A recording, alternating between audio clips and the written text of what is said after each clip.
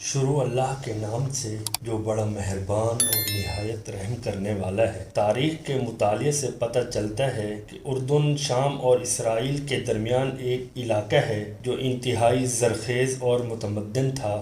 اسی علاقے میں صدوم کے نام سے ایک مشہور شہر آباد تھا جس کی بستیاں نہایت سر و سبز و شاداب، اور وہاں طرح طرح کے اناج، جو، پھل اور میوے بھی بکثرت پیدا ہوتے تھے۔ شہر کی خوشحالی کی وجہ سے اکثر لوگ مہمان بن کر ان آبادیوں میں آ جایا کرتے تھے، اور شہر کے لوگوں کو ان کی مہمان نوازی کا بار اٹھانا پڑتا تھا۔ شہر کے لوگ مہمانوں کی حد درجہ آمد سے کبھی کبھی بہت تنگ آ جاتے تھے۔ ان کی مہمان نوازی سے اکتاہٹ اور بیزاری کو دیکھتے ہوئے شیطان کو موقع مل گیا، اور اس نے ایک ایسا گھناؤنا کھیل کھیلا جس کی مثال ماضی میں کہیں نہیں ملتی۔ شیطان ایک انسان کی صورت میں نمودار ہوا اور ان لوگوں سے کہا کہ اگر تم لوگ مہمانوں کی آمد سے نجات چاہتے ہو تو اس کی حد تو یہ ہے کہ جب بھی کوئی مہمان تمہاری بستی میں آئے تو تم لوگ زبردستی اس کے ساتھ اپنی شہوت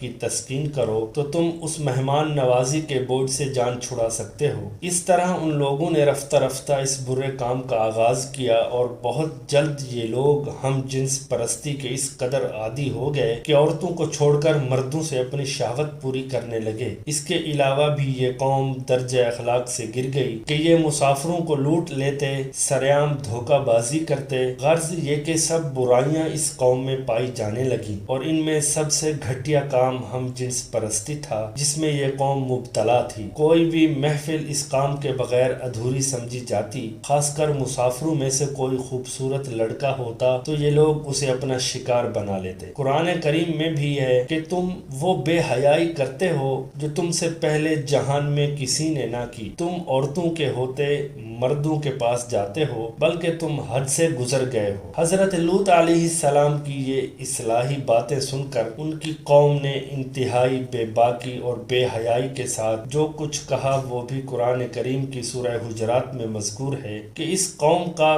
کچھ جواب نہ تھا مگر یہی کہنا کہ ان کو اپنی بستی سے نکال دو، یہ لوگ تو پاکیزگی نہیں چاہتے۔ لیکن حضرت لوط علیہ السلام نے دل جمی کے ساتھ تبلیغ جاری رکھی، اور آپ کی محنت کی وجہ سے کافی لوگ ایمان لے آئے، لیکن اکثریت ابھی بھی منکرین میں سے تھی، اور اس برائی میں حضرت لوط علیہ السلام کی پہلی بیوی وائلہ بھی مبتلا تھی۔ جب اس قوم کی سرکشی کی حد نہ رہی تو اللہ تعالیٰ نے عذاب بھیجنے کا فیصلہ کیا، تو حضرت جبرائیل علیہ السلام چند فرشتوں کے ہمراہ لے کر حضرت ابراہیم علیہ السلام سے ملنے کے بعد رخصت ہو کر حضرت لوط علیہ السلام کے پاس پہنچے۔ یہ سب فرشتے بے حد حسین اور خوبصورت لڑکوں کی شکل میں تھے۔ ان مہمانوں کے حسن و جمال کو دیکھ کر اور اپنی قوم کی بدکاری کا خیال کر کے حضرت لوط علیہ السلام فکر مند ہو گئے۔ تھوڑی ہی دیر میں قوم نوح کے مردوں نے لوط علیہ السلام کے گھر کا محاصرہ کر لیا اور بدترین فعل کے ارادے سے دیوار پر چڑھنے لگے۔ حضرت لوط علیہ السلام نے نہایت دل جمی کے ساتھ لوگوں کو سمجھانا اور اس گھناؤنے کام سے منع کرنا شروع کر دیا، مگر یہ باغی اور سرکش قوم اپنے کام سے باز نہ آئی۔ حضرت لوط علیہ السلام نے اپنے مہمانوں پر دروازہ بند کر لیا، مگر وہ آئے،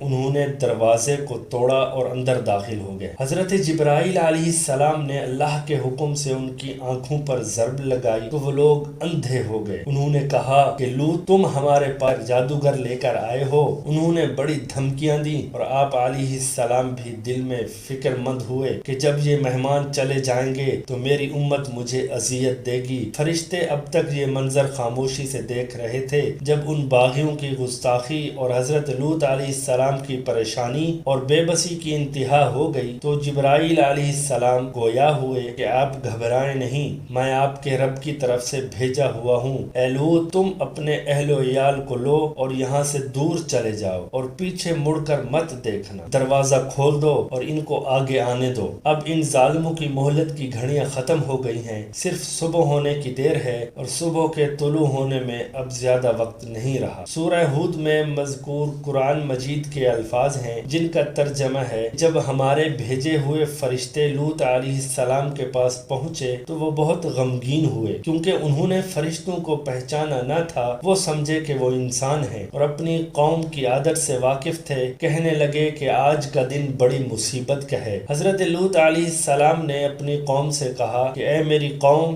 یہ میری بیٹیاں موجود ہیں، یعنی تم ان سے نکاح کرو، یہ تمہارے لیے زیادہ پاکیزہ ہیں، اور اللہ سے ڈرو اور میرے مہمانوں کے معاملے میں مجھے رسوا نہ کرو۔ کیا تم میں کوئی بھی بھلا آدمی نہیں ہے؟ وہ بولے، اے لوط، تم جانتے ہو کہ ہم کو تمہاری بیٹیوں سے کوئی غرض نہیں ہے اور تم خوب جانتے ہو جو ہم چاہتے ہیں۔ اس موقع پر لوط علیہ السلام نے انتہائی گھبراہٹ اور پریشانی کے عالم میں کہا، کاش مجھ میں تم سے تنہا مقابلے کرنے کی طاقت ہوتی، کوئی طاقتور اور مضبوط پناہ دینے والا ہوتا۔ تو فرشتوں نے اپنے آپ کو بے نقاب کر دیا اور کہنے لگے کہ لوط، آپ ہماری فکر نہ کرو، ہم تمہارے پروردگار کے بھیجے ہوئے فرشتے ہیں، وہ ہم تک کبھی نہ پہنچ پائیں گے۔ اپنے اہل و عیال کو لے کر نکل جاؤ اور تم میں سے کوئی بھی پیچھے مڑ کر نہ دیکھے، بے شک اس قوم پر عذاب پہنچ کر رہے گا جو ان کو پہنچنا ہے، بے شک ان کی تباہی کے لیے صبح کا وقت مقرر ہے۔ پھر جب ہمارا حکم پہنچا تو ہم نے ان کی بستی کو الٹ پلٹ کر کے رکھ دیا، اس بستی کو اٹھا کر بلندی سے زمین پر الٹا پٹخ دیا، پھر اس پر پکی ہوئی مٹی کے پتھر تابڑ توڑ برسائے۔ ہر پتھر خدا کی طرف سے نامزد کیا ہوا تھا اور اس پر نام لکھا ہوا تھا۔ شہر سدوم کچھ زیادہ دور نہیں ہے، مکہ سے شام کا سفر کرتے وقت راستے میں پڑتا ہے۔ حضرت لوط علیہ السلام نے اللہ کے حکم سے گھر والوں اور مومنین کو ہمراہ لے کر بستی سے باہر نکل گئے کہ حضرت جبرائیل علیہ السلام اس شہر کو اپنے پروں پر اٹھا کر